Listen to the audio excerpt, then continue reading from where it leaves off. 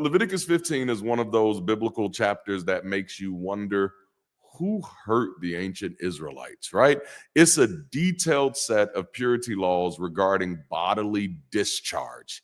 Yes, the Bible spends an entire chapter discussing when you're too gross to be close to God. And so while it might have had some practical health implications in an ancient pre-scientific society, it's also a wild ride of outdated and unnecessary shame around human functions. So tonight we're going to break it down with a mix of historical context, social critique, and some well-deserved mockery, because after all, we're here to learn the Bible, but also laugh at the bullshit, because that's what freedom is. If it's bullshit, I should be able to laugh at it. I mean, do you agree? Am I wrong? Tell me if you agree or you disagree in the chat. If it's bullshit, we should be able to laugh at it, right?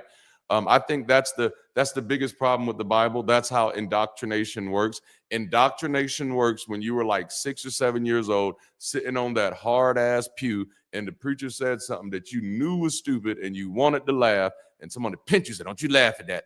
Don't you do that?" That's how indoctrination works, because you didn't get to laugh at the bullshit. As long as children are allowed to laugh at the bullshit, I think the world will be a better place.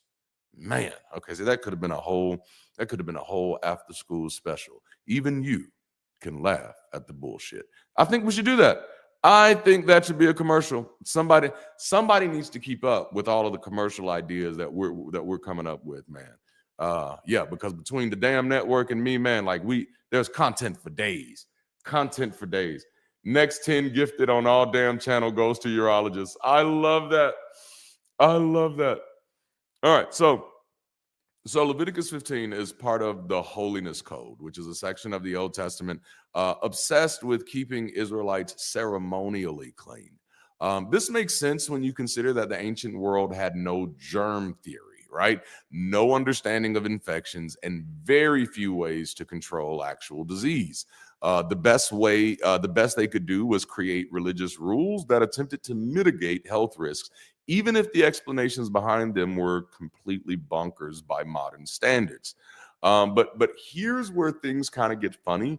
These rules weren't just about keeping the community healthy.